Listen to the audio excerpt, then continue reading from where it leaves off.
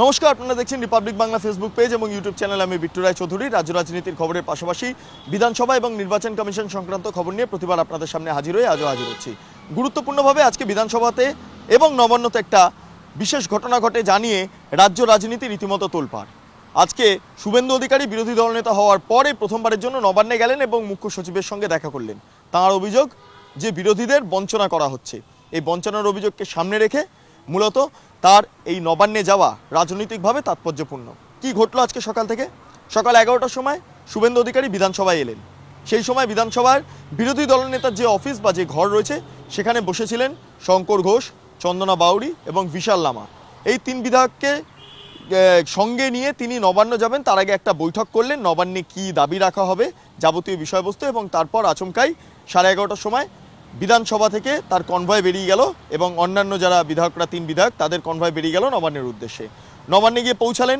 পুলিশের কাছে কোনো খবর ছিল না যে বিরোধী দলনেতা সেখানে পৌঁছাচ্ছেন। গুরুত্বপূর্ণভাবে গোটা এলাকায় 144 জারি, সেই কারণে 5 জন একসঙ্গে যেতে পারবেন না। তাই শুভেন্দু অধিকারী মিলিয়ে মোট 4 জন বিধায়ক তারা গিয়ে পৌঁছে গেলেন নবান্নতে। লিফটে করে সোজা মুখ্য সচিবের দপ্তরে। প্রথম মুখ্য সচিবের দপ্তরের বাইরে যে ওয়েটিং রুম সেখানে বসেছিলেন। তারপর দীর্ঘক্ষণ বসে থাকার পর মুখ্য সচিবের সঙ্গে দেখা হলো এবং সেখানে শুভেন্দু অধিকারী সরাসরি অভিযোগ করলেন বিভিন্ন জায়গায় বিরোধীদের বঞ্চনা করা হচ্ছে, বিরোধীরা এই মুহূর্তে বঞ্চিত। বিভিন্ন প্রশাসনিক সভা হচ্ছে, মমতা বন্দ্যোপাধ্যায় সেই প্রশাসনিক সভাতে সকল যারা নেতৃত্বরা রয়েছেন, তার পাশাপাশি প্রশাসনিক স্তরে যারা আধিকারিকরা রয়েছেন প্রত্যেকে ডাকছেন, বিধায়কদের ডাকছেন, এমপিকে ডাকছেন, কিন্তু বিরোধী দলের বিধায়ক এমপিরা প্রশাসনিক সভাতে ডাক পাচ্ছেন না।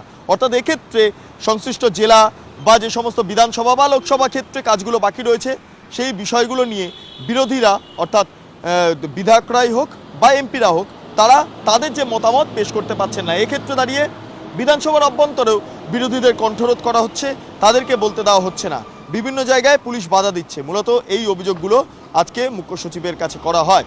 মুখ্য সচিব বলেন যে একটা লিখিত চিঠি জমা দিতে তার কাছে, এবং সেই মর্মে আগামী কয়েকদিনের মধ্যে মুখ্য সচিবের কাছে একটি লিখিত চিঠি জমা দেওয়া হবে শুভেন্দু অধিকারীর অফিসের তরফে, এবং তারপর সে চিঠি পাওয়ার পরবর্তী সময় যাবতীয় যে সমস্যা তৈরি হয়েছে তার সমাধান সূত্র বেরিয়ে আসে কিনা সেদিকে তাকিয়ে রয়েছে বাংলার মানুষ।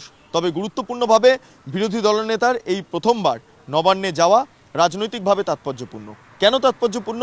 যখন দেখা যাচ্ছে রাজ্যের বঞ্চনার অভিযোগকে সামনে রেখে কেন্দ্রীয় যেই টাকা আসে সেই টাকা কেন্দ্র কেন পাঠাচ্ছে না, কেন্দ্রের বঞ্চনা রাজ্যকে করছে, এমনটা বিভিন্ন অভিযোগকে সামনে রেখে মুখ্যমন্ত্রী প্রধানমন্ত্রীর দ্বারস্থ হয়েছেন, আজকে দেখা করছেন।